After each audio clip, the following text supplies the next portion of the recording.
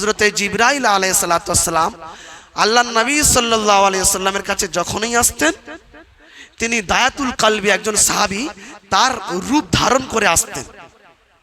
মানে জিবরাইলের সূরত ধরে আসতেন না, যাতে সবাই, আমি যদি আমার সূরত ধরে যাই তো সমস্ত সাহাবারা তো বুঝতে পারবেন, একটা হিড়িক সৃষ্টি হবে, হবে কি হবে না। তো উনি একজন সাহাবার রূপ ধরে বেশিরভাগ আসতেন, যে সাহাবীটার নাম হযরতে দায়াতুল কালবি। তো দায়াতুল কালবির সূরত ধরে আল্লাহর নবীর কাছে এসেছেন।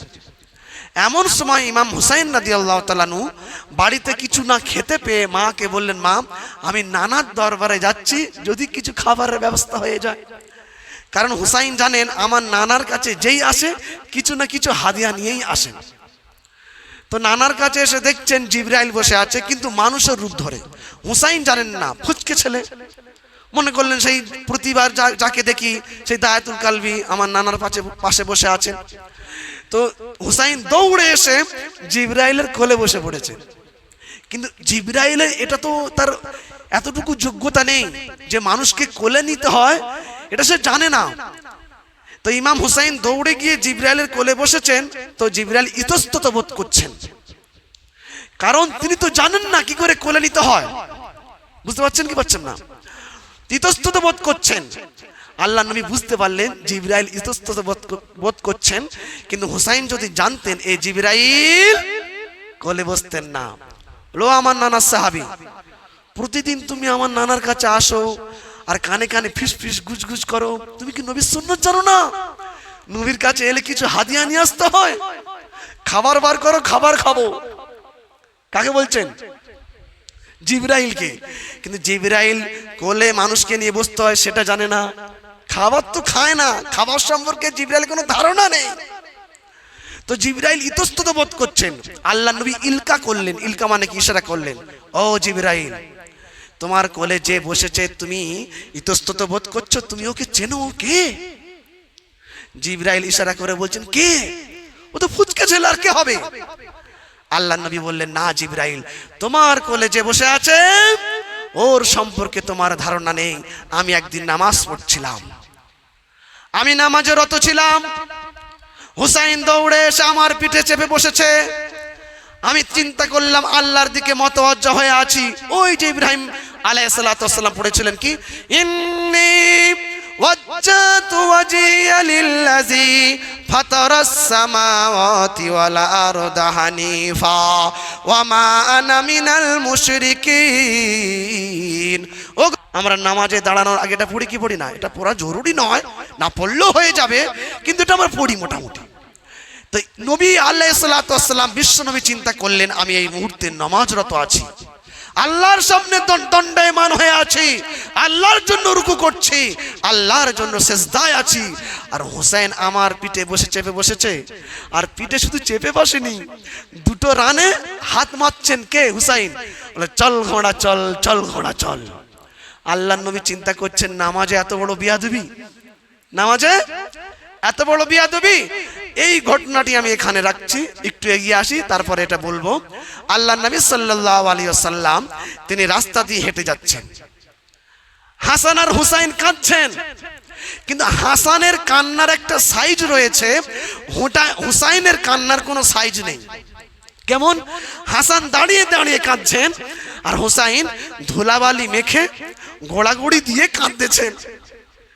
হুসাইন একটু জেদি, আমি 3টে জুমে আলোচনা করেছি।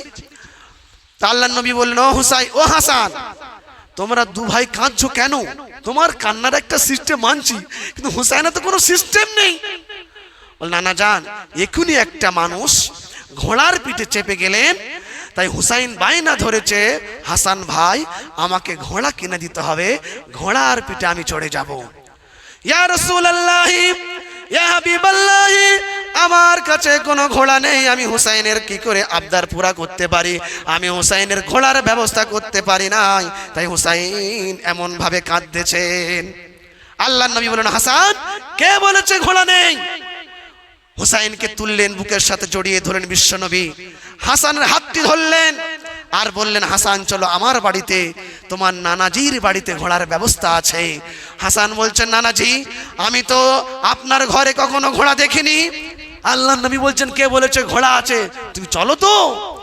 হাসানকে সঙ্গে নিয়ে হুসাইনকে সঙ্গে নিয়ে আল্লাহর নবী ঘরের ভিতরে প্রবেশ করলেন আর বললেন, হাসান ঘরের দরজাটি লাগিয়ে দাও।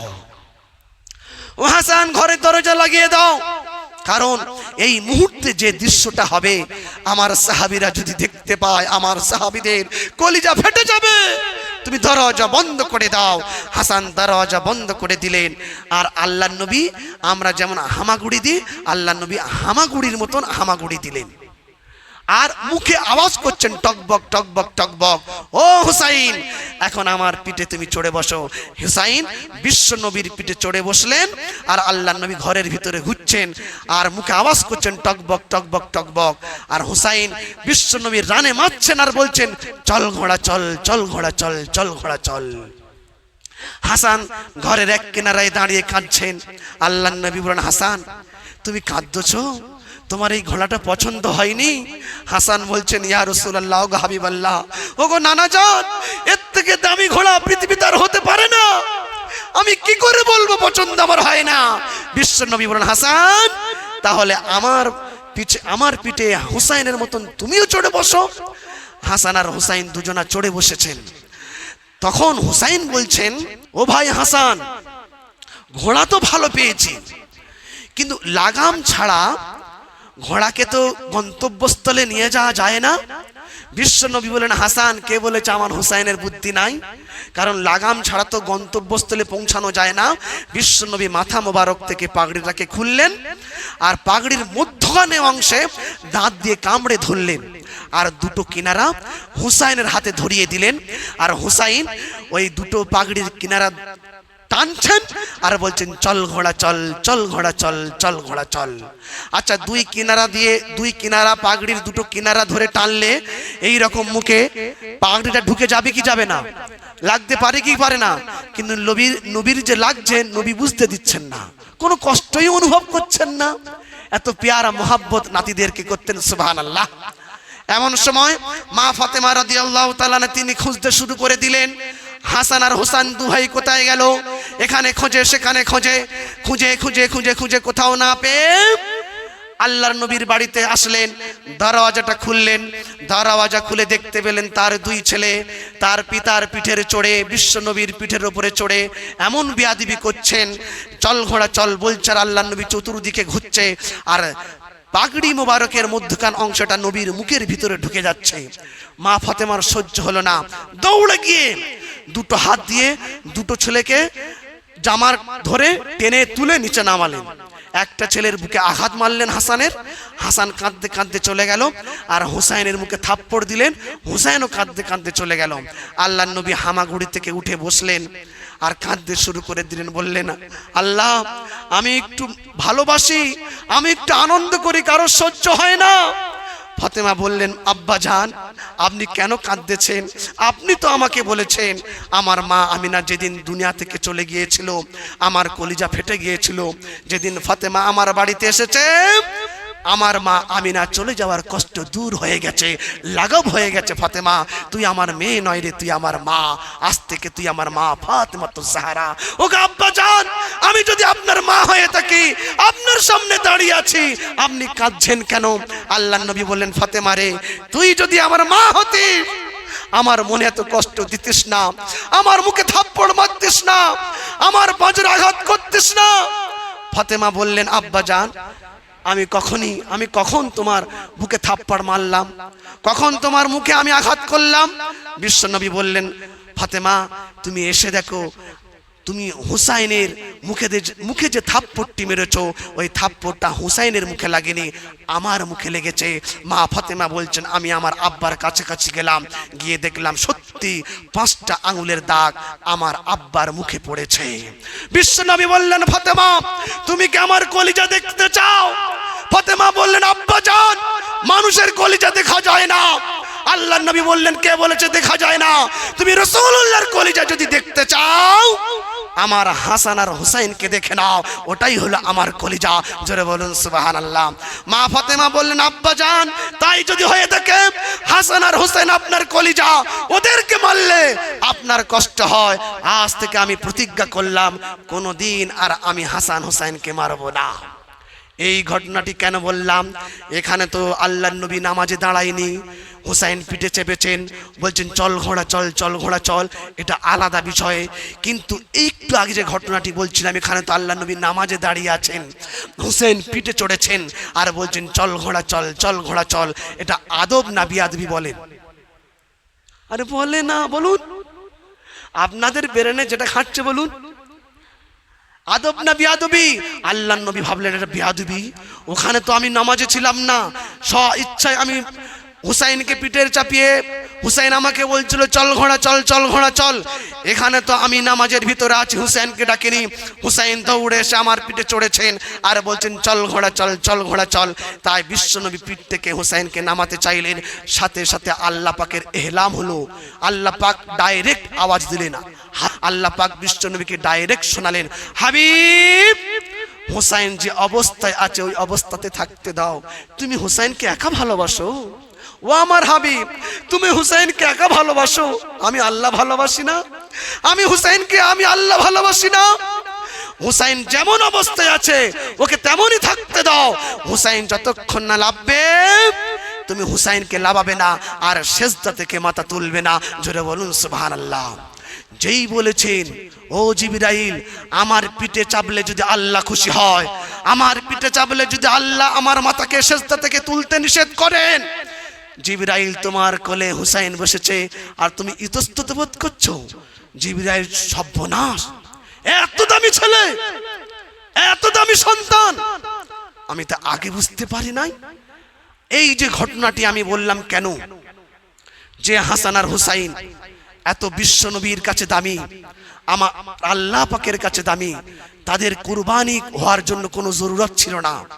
নিজের 6 মাসের শিশু গত জুম্মার আলোচনায় করেছিলাম, কুরবানি করার কোনো প্রয়োজন ছিল না, তারা জান্নাতের সর্দার ছিলেন। কিন্তু কেন করেছিলেন? যে আমি হুসাইন বেঁচে থাকতে আমার নানাজির আদর্শ নিভে যাবে, আমার বিশ্ব নবীর সুন্নত মিটে যাবে, আমি বাতিলের পক্ষে সঙ্গ দেব, আমি হুসাইন বেঁচে থাকতে কখনো সম্ভবপর নয়। হুসাইন এত দামি থাকার পরও আর একটা হাদিসের টুকরো বলে দিলে আরো আপনাদের বুঝে আসবে। আল্লাহ নবী সাল্লাল্লাহু আলাইহি ওয়াসাল্লাম ইমাম হুসাইনকে নিয়ে আদর করছেন।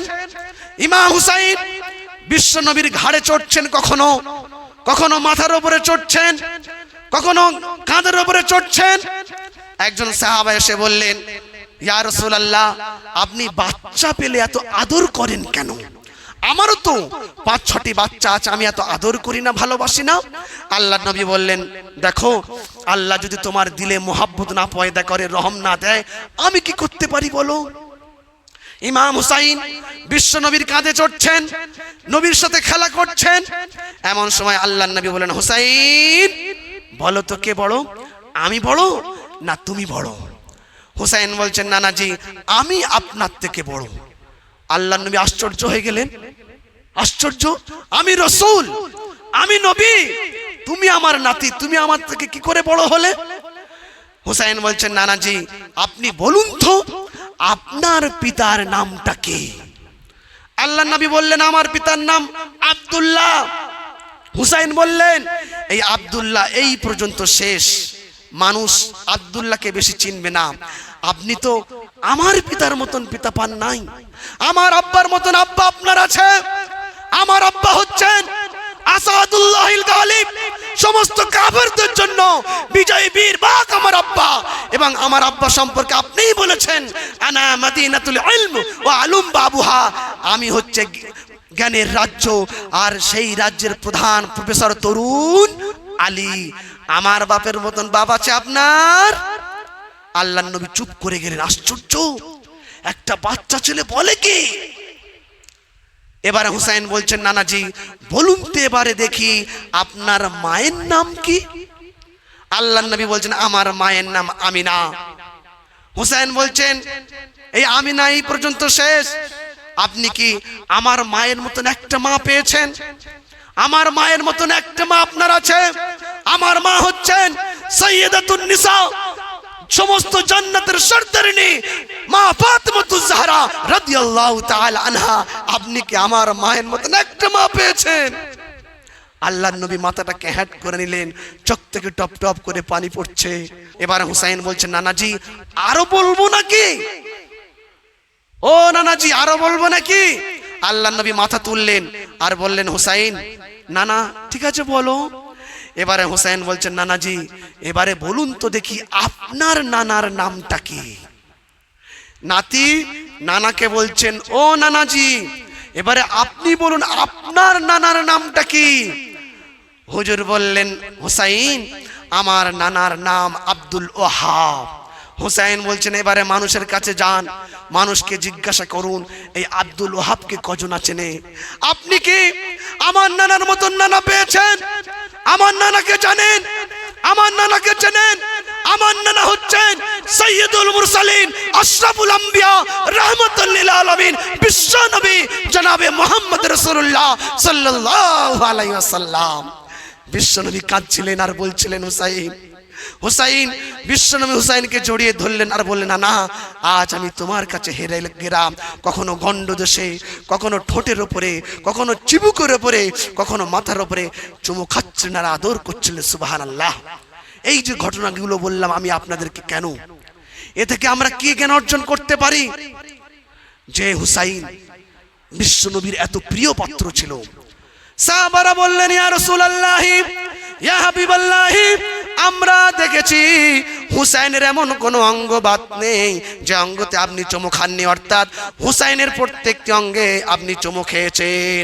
বিশ্বনবী বললেন, সাহাবারা হুসাইন হলো আমি, আমি হলাম হুসাইন, তাই তোমরা হুসাইনকে ভালোবাসো, কারণ হুসাইনকে ভালোবাসা মানে আমি রাসূলুল্লাহ আমাকে ভালোবাসা হয়ে যাবে। জোরে বলুন সুবহানাল্লাহ। তাহলে চিন্তা করে দেখুন যে হুসাইন এত দামি, আমরা তো সামান্য 2 পয়সার দামি হলে, 4 আনার দামি হলে, দুনিয়ার নজরে দামি হলে, দুনিয়ার নজরের বাইরে যদি দামি হয়ে যায়, আমাদের ঠেকানো বড় মুশকিল হয়ে যায় কি যায় না? যায় কি যায় না? আমাদের দিনের কাজ করতে ভাল লাগে না, আল্লাহর হুকুম মানতে ভাল লাগে না, শরিয়া মানতে মন চায় না, বিশ্বনবীর সুন্নাত তরিকা অনুযায়ী আমি চলবো আমার মন চায় না। আমরা বিশ্বনবীর সুন্নাত ছেড়ে আমরা দুনিয়ার ফ্যাশনের ভিতরে ঢুকে গেছি আর মনে করেছি এর ভিতরেই ফায়দা রয়েছে, এর ভিতরেই কামিয়াবি রয়েছে।